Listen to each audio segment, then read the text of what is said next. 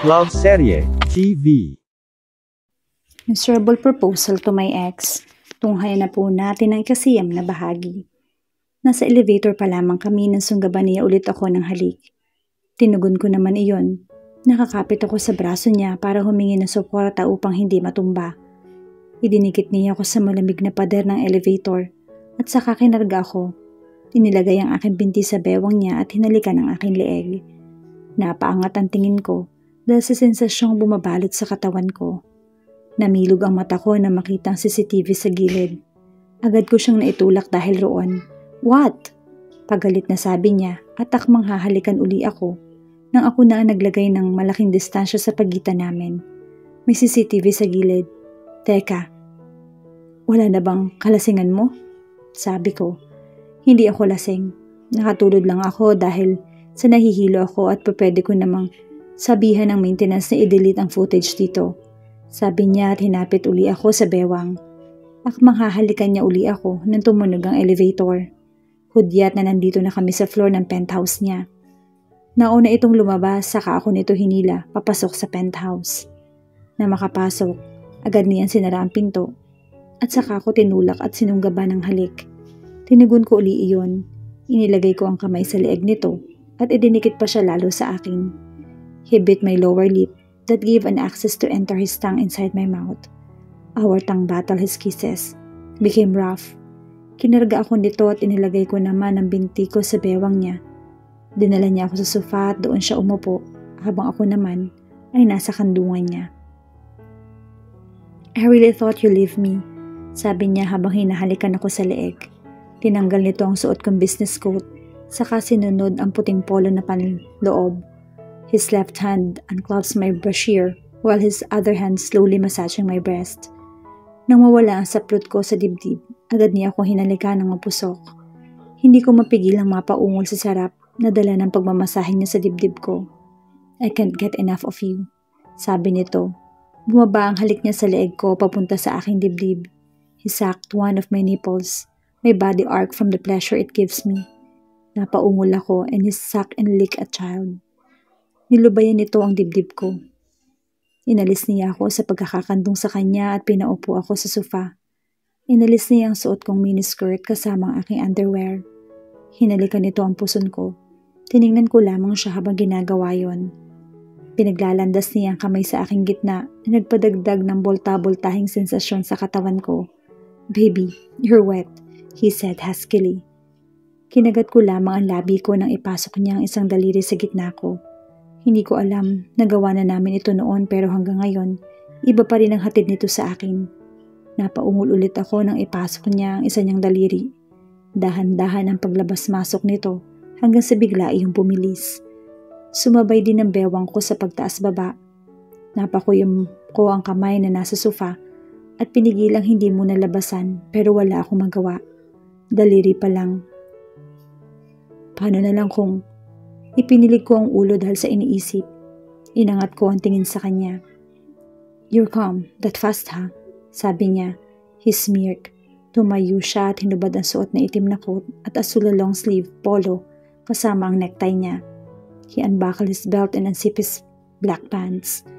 Together with his brief, napalunok ako dahil sa paghuhubad nito sa harapan ko. Bumaba ang tingin ko sa parte sa gitna ng hita niya. He whistled. Eyes up here, baby, sabi niya. Umalis ka muna sa sofa. Utos niya, para naman akong tutang sumunod sa amo niya. Umalis ako sa sofa at tumayo sa gilid. Umupo ito sa kung saan ako umupo kanina at saka ito tinapon sa kandungan. You sit here. Let's rock, baby, sabi niya. Hinila ako nito at iginiyap paupo sa kandungan niya. Na makapasok ang pagkalalaki niya sa gitna ko ay sabay kaming napaungol. Patalikod akong nakaupo sa kanya.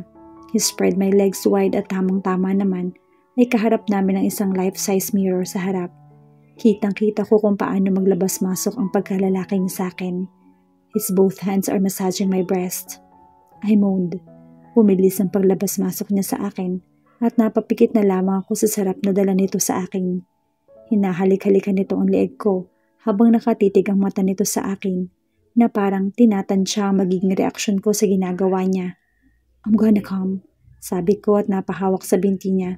Me too, sabi niya. Sabay kaming nilabasan. Nanghihina akong napadikit sa dibdib niya habang hinihingal. I love you, hinihingal na sabi niya. I love you too, sagot ko sa kanya. Nanghihina din akong nilingon siya bago ngumiti. Bumigat ang talukap ng mata ko at nakatulog. Nagising ako sa kwarto namin. Wala pa rin akong saplot na suot. Pinulupot ko sa katawan ng comforter saka tumayo at nagtungo sa cabinet para kumuha ng damit. Biglang pumasok sa isipan ko ang nangyari sa sofa. Hindi ko mapigilang hindi mapangiti. Ipinilig ko ang ulo sabay iling. Narinig ko ang tunog ng kawali sa labas. Siguro ay nagluluto siya. He didn't know na nakidnap si Dayla. What if sabihin ko na lang? Sabi nga ni Nix ay may paraan na at hindi solusyon ang pakikipaghiwalay sa kanya. Ang paraan para mailigtas si Dayla. Biglang tumunog ang telepono sa lamesa sa gilid ng kama. Tiningnan ko kung kanino yon at na makita ay akin. Kaya sinagot ko, "Hello?" Pati ko. "Did you already do what I asked you to do?" Tanong na nasa kabilang linya. Tiningnan ko ang telepono at tanging numero lamang nakalagay doon. 6 na din ng umaga. Biglang bumalik ang nangyari kahapon. The caller. Tinawagan niya ako at binanta ang papatayin nila si Dayla pag hindi ko sila sinunod. "Hey, still there?" Tanong nito. "Anong gusto nyo?" Tanong ko. "So hindi mo pa rin ginagawa? Matibay ka rin ano?" Sabi niya. Mami! Mami! Narinig ko ang sigaw ni Dayla sa kabilang linya. Si Gio pala iyon. Naka-apron ito at halatang kanina pa. "Who's this?" He asked. Buti na lang at na loudspeaker ko kanina. Mahina kasi yung boses nito. "Oh, so magkasama pala kayo ng asawa mo." Malademonyo itong tumawa. "Ako lang naman ang kumidnap sa pinakamamahal ninyong anak." Sabi niya. "Fuck you. I'll fucking kill you kapag may ginawa kang masama sa anak ko." Sabi niya. "So your son won't be harmed kung hihiwalayan ka ng asawa mo." "Kasing simple lang naman ang kondisyones na gusto ko." Sabi niya. Nilingon ako ni Gio. "I'll give you another day to think, Aya. Or else." Boom. Tumawa ulit ito sa kain-off ang tawag. Lumapit si Gio sa akin. "Don't tell me. Gagawin mo yung sinasabi nila." Sabi niya at hinarap ako sa kanya. "Ito ba ang dahilan kung bakit mo yun ginawa kahapon?" Tanong niya. Tumango ako. Kinidnap si Dayla at ang kondisyon nila ay hiwalayan kita, kapalit ng kaligtasan ng anak natin.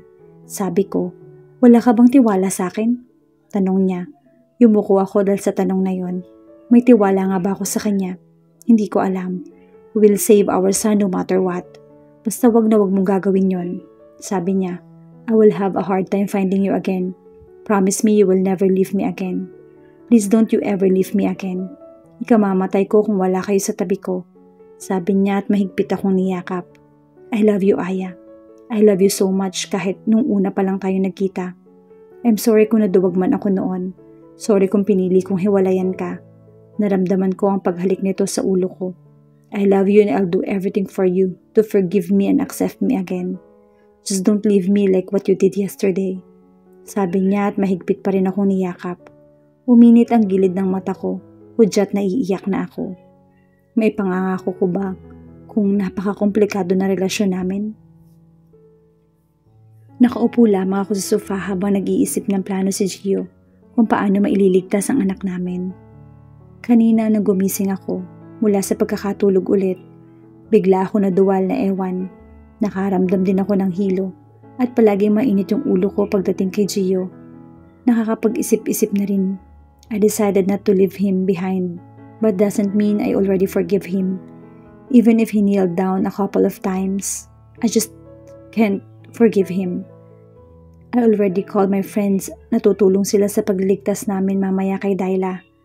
Sabi niya, humarap siya sa akin at hinawakan ng kamay ko. "Why are you trembling?" He asked. Ngayon ko lang din napansing nanginginig ako. Ewan ko kung bakit. Siguro kung hindi kami umuwi ng Pilipinas, sana kasama ko ang anak ko ngayon. Simula ko. Naging seryoso ang mukha niya. "Pwede ba? Huwag na muna natin pag-usapan yan. Mas importante ang kaligtasan ng anak natin." Sabi niya. "Nag-aalala ka nga ba talaga?" Nabigla ako sa tanong niyang iyon. Dumilim ang mukha niya dahil sa tanong kong iyon. "Why are you asking me like that? He's my son." Pagalit na sabi niya. Binitawan niya ang kamay ko at saka tumalikod. Mahirap pa talaga sa'yong patawarin ako? He asked. I don't know. May parte sa akin na ayaw kang patawarin sa hindi ko malamang dahilan. Wala din akong tiwala sa'yo. Sagot ko. Why, Aya? Why do you have to be this heartless? You keep on telling that to my face when it was you who's heartless in any way. Why can't you just forgive me? Why do you keep on responding to my kisses and words if you don't trust me? He said. Bakit ang hirap sa'yong patawarin ako? Tatanggapin ko lahat ng galit mo. Pero bakit pati ang anak ko? Bakit pati siya ipagkakait mo sa akin? Tumulo ang luha ko sa huling tanong nito. Oo nga't naging masama ako sa'yo.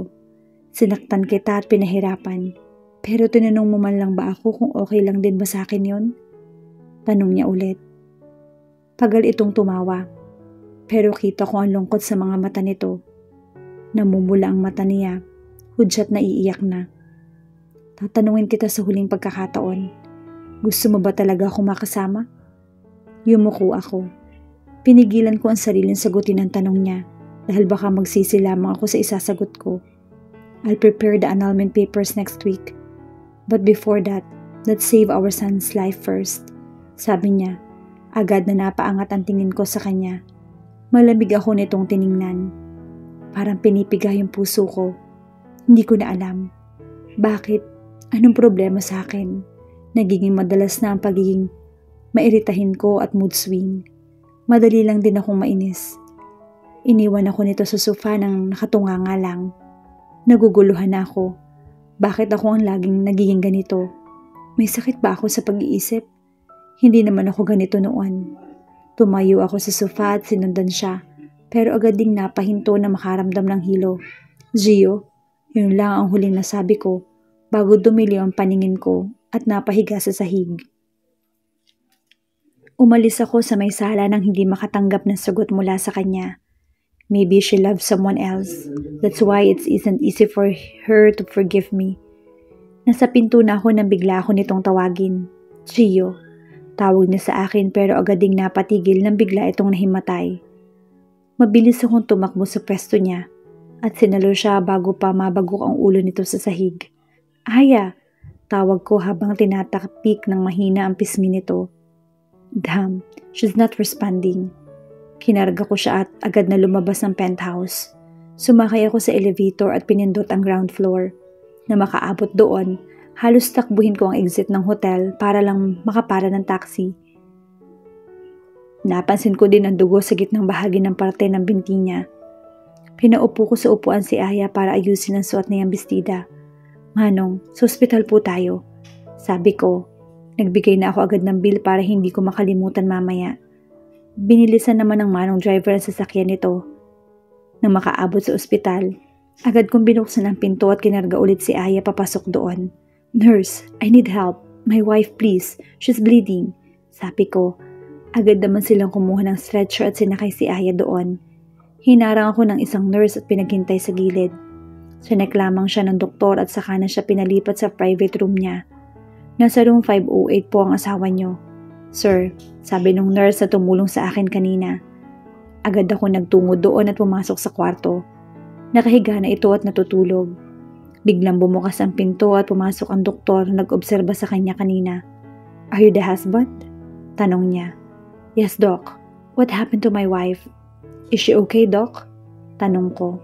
She's perfectly fine, mister. Actually, she's 4 weeks pregnant.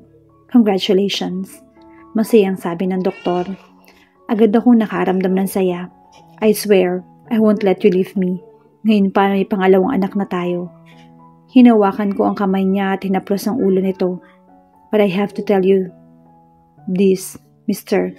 Mahina ang kapit ng bata sa sinapupunan niya. She needs to avoid stress at makapagpapabigat sa kalooban niya. I'll give you the medicine she needs to take pampakapit sa bata, sabi ng doktor. Nagbe-bleeding din siya dahil sa stress. Kaiwasan po ang pagpapastress kay mommy. Paalala ulit niya. May ibinigay siyang reseta sa akin at mga dapat kong bilhin para sa kanya at sa baby namin. Nag-excuse na muna ang doktor dahil may pasyente pa siyang aasikasuhin. I'll save our son. You should rest here. Sabi ko sa kanya kahit tulog naman ito. I texted her parents at sinabi na buntis ito at sila lang muna ang mag-alaga. Sinabi ko rin na nakidnap si Dayla at kailangan naming iligtas. I waited for minutes at nang makarating ang parents niya ay umalis na agad ako. I promise I'll bring back Dayla safely and we will live our lives peacefully after this. I won't let you go. Hindi kita pakakawalan, Aya. I love you so much and I can't afford to lose you and my son again. I'll be your source of strength from this day forward. Because that's what my husbands do. I kissed her picture in my phone and dialed my friend's number. Prepare na ang car. Pupuntahan na natin sila. Sabi ko at inoff ang call. Sumakay ako sa taxi at nagpahatid sa company building nito. Kung sino man ang nasa likod ng pagkidnap sa anak ko, I'll make them pay. Mark my word.